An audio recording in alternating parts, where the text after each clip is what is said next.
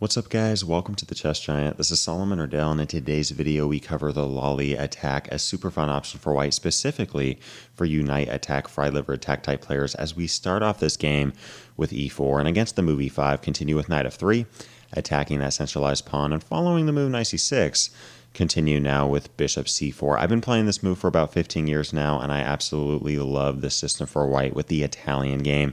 It just gives us a ton of flexibility. I mean, even following the move bishop c5, we can continue with the move like c3, entering into the Giuoco Piano. We could play a more quiet Italian system with d3 and castling kingside, just playing good fundamental chess. And on top of that, guys, many players as the black pieces don't like playing bishop c5 because of the very dangerous Evans Gambit with b4, and because of this they're often going to go to knight f6, trying to avoid mainline crazy attacking chess. But guys, against this move we don't need to play calm quiet chess with a move like d3 defending the pawn. We have the opportunity here to play knight g5, attacking the weakest pawn in chess on f7. By the way guys, the f pawns are the weakest pawns in chess because only the kings defend them. And now black really has two options. The main option here for black is the move d5, in which case we're now going to take that pawn right off the board. And here, if you're facing an opponent that has really studied their opening theory, you're going to see the move knight a5 or b5. But oftentimes players are going, look, I mean, why not just take the pawn on d5? Well, this actually turns out to be a huge mistake. First off, we could play knight takes f7 immediately with the fried liver attack, and after king takes f7, continue with queen f3 check, attacking the king, attacking this knight, and white is crushing that position. But guys, in today's video, I'm offering a second option here, and that is the move d4 with the Lolli Attack. This has been played multiple times at the master and grandmaster level, just as knight takes f7 has, and this move is a very interesting idea. Really, by playing this move d4, we are trying to break open the center of the board.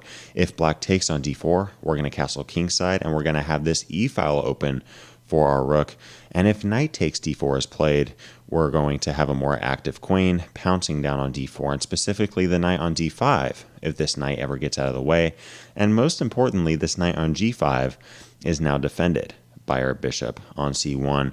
How should black respond to this? Well, in today's video, we're going to be covering the top three options that you're usually going to see in this position, those being e takes d4, knight takes d4, and then a move like f6, simply trying to get rid of this knight. Now, first off, what happens if black just takes the pawn on d4? Well, now we're going to castle kingside.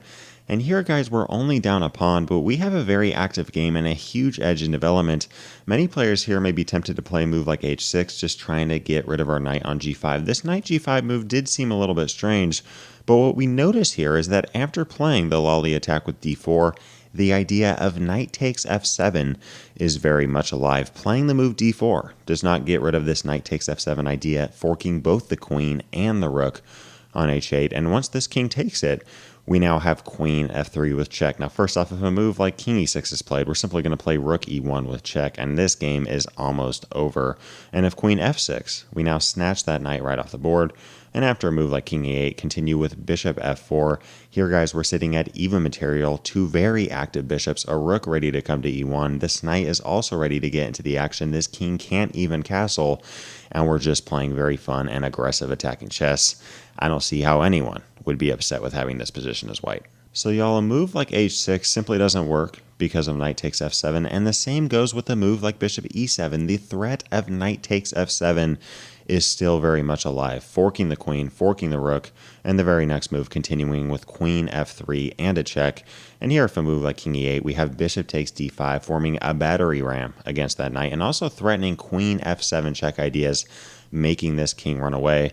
And here, if black plays the best possible move according to the engine with rook f8, this is still very ugly for black, following queen h5 check. And after a move like g6, we're simply going to snatch that knight off the board. Why not give black some pretty bad pawn structure over here on the queen side? And then the very next move, snatch off this pawn. We're eyeing the pawn on g6. We have rook e1 ideas, pinning the bishop on e7, as well as bishop g5, adding more pressure to that minor piece. And white is simply crushing this.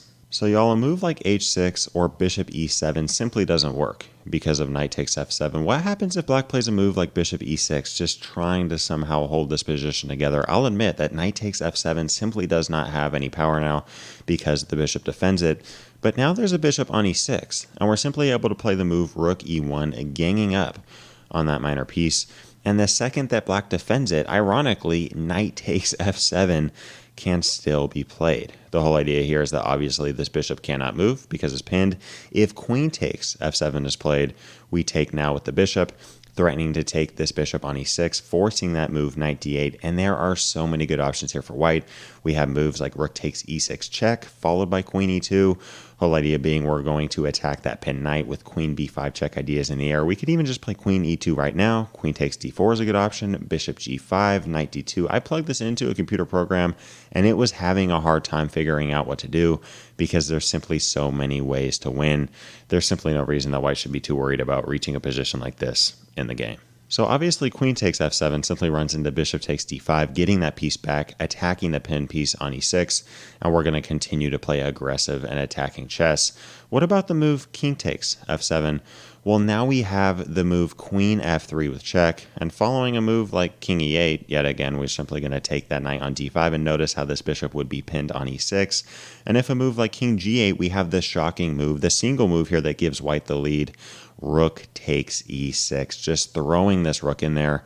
Whole idea being that if this queen takes on e6, we now could just take with the bishop on d5 and winning the queen. There's absolutely nothing wrong with playing bishop takes d5, but even better is queen takes d5. Whole idea here is that if queen takes d5, it seems as if black has simply traded off material, but now we take back with the bishop, and all of a sudden we notice that this game is simply over. And notice here in this position, black's actually just going to have to play some kind of crazy move like g5, because if black defends the queen, we simply take the queen, and then we play bishop takes e6 with check. We have ourselves a game over. So y'all, going back to this original position in which we played the Lolli attack with d4, if black just takes this pawn, we're going to castle kingside with knight takes f7 and rook e1 check ideas in the air, and white is simply winning that. What happens if black takes back with the knight? Now, I'm going to admit this is a much better move for black, but I still like white's game. Against this move, we're now going to play the move c3, and here black has a single move that gives them somewhat of a fighting chance, and that is a very hard move to find with b5. If you plug this position into the lead chess database looking at all online games, you're going to see that black usually just plays a move like knight e6, and against this, we're simply able to take that knight off on d5. For a second, it seems as if black is able to even out this material by taking that knight on g5, but notice here that yes, black does have one defender, but we simply remove it, we take on g5, and we're up a piece for a pawn. So y'all, against this move c3, after knight takes d4, if this black knight goes somewhere like knight e6, we simply have queen takes d5, and if other moves like force a and knight c6, we can simply take back with the bishop, and we're simply up a piece for a pawn. What happens, though, if black plays the best move of b5? Well, guys, oftentimes here white plays the move bishop takes d5, but I think that this can actually get white in some trouble, because yes, after queen takes d5, we win this knight, and it seems as if we have 3 minor pieces against 2 minor pieces, but now this queen is very active, and it captures the pawn on g2, threatening to win our rook. If we play a move like rook f1, black can continue with bishop b4 check, attacking our king. The computer evaluation has black as better, and it's now black on the attack, guys. We are playing the Lolli attack, not the Lolli defense. And if we play a move like queen f3, trying to trade down, black's simply going to trade and then play bishop b7, attacking this knight that is currently not able to move, unless, of course, we want to lose our rook on h1. And there's a good chance that black is going to get this third pawn back the very next move. This is just not a comfortable game for white, even though it's not technically losing. So y'all, against this move b5, I don't recommend taking on d5 because of queen takes followed by queen takes g2. Very active game for black. Instead, I kind of like just keeping the pieces on the board, playing the move bishop d3. Why make things easy for black? Why not keep pieces on the board? These knights are very overextended, and this is a very hard position for black to navigate. For example, if black plays the move knight e6, it seems as if for a second everything might be okay. But now we simply take that pawn off on b5 with check, and the very next move, let's say king e7 is played, we have bishop c6 attacking both the rook and the knight. Notice how our knight on g5 is currently defended, and this game's about to be over. So by playing this move bishop d3 instead of capturing that knight, we're keeping the tension on the board, and in the case of knight c6 or knight e6, we're simply able to win that pawn back on b5, evening out the material and having a much better game. Here, the best move for black is h6, and in this case, why not get something for this knight? I mean, if we do take on d4, black is able to take back with the h-pawn. Why not take on f7 and get this king vulnerable? Take on f7, attack the queen and the rook, and after king takes f7, then capture the knight on d4. And guys, here in this position, we're currently 6 pawns versus 6 pawns. Black's pawns are kind of scattered all over the place. We're attacking 2 of them currently. We're about to castle kingside. We have queen f3 check and queen h5 check ideas available, and this is a very fun position to play with as the white pieces. So going back to this original position of the Lolli attack with d4, we now have one more move to look over, which has been played quite a bit at times. First off, guys, notice if a move like h6 or bishop e7 right now, yet again, we're simply able to take that pawn on f7, play queen f3 check, and white is simply winning. What about the move f6? This is an interesting idea from black, whole idea being knight f7 no longer has the same power because obviously the king just takes it, and queen f3 is no longer a check because the pawn is on f6 and not on the side of the board. But here, guys, there is a single move that gives white the lead. This is actually a key position, so I recommend that you guys memorize this move. There's only one move here that gives white the edge, and that is simply taking the pawn on e5. Notice here that we are attacking the pawn on d5 with our bishop and our queen, and there's only 2 moves here for black that are somewhat okay, both of which, yet again, are simply better for white. One of them is taking the knight on g5, and one of them is capturing the pawn on e5 with this knight on c6, and we're going to cover both of these. But first off, this knight cannot move from d5. If black plays a move like knight e7, we have bishop f7 checkmate, game over. And if knight b6 is played, yet again, we play bishop f7 with check. Now we can take the pawn on f6, play a move like queen e2, attacking this very vulnerable king.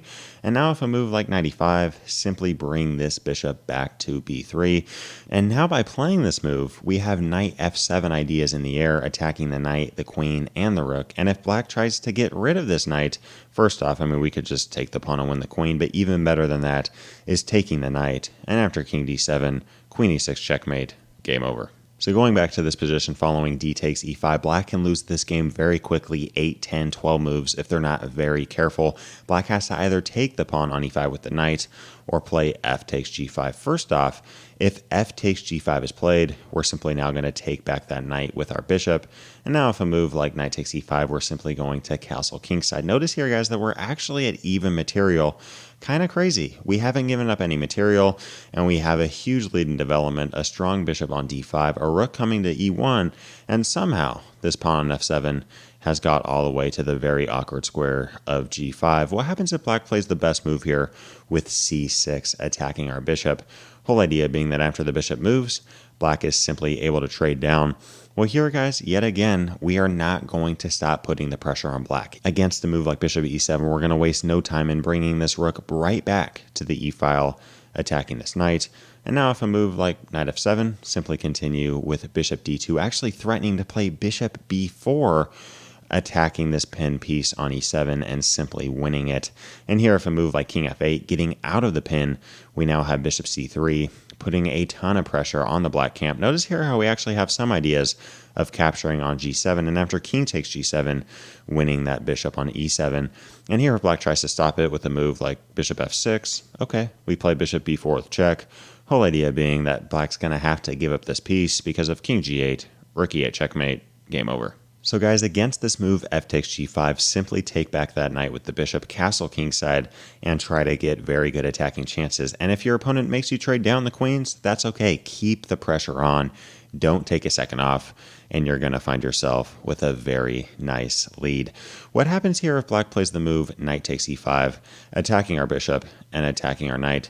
Well, now I actually recommend taking back with the queen, because if bishop takes d5, black has c6 ideas, forcing our bishop to go out of the way, in which case black's able to play queen takes d1, and after king takes d1, our position is a little bit awkward, and our king is a little bit vulnerable to attack. So here, why not just play queen takes d5, make this game simple, and after queen takes and bishop takes, we now see the move f takes g5. And the whole idea here is that after bishop takes g5, we don't have any kind of crazy attacking checkmate plan, but we're simply up a pawn, and we have nothing to worry about. If you'd like to see our video on the ready gambit, a dangerous option for white against the French defense, click that video to the left. If you'd like to see our top 7 Stafford gambit traps, click that video to the right. Leave a comment down below to let me know what other videos you'd like to see covered on this channel. And as always, I appreciate you guys. Thanks for watching. Peace.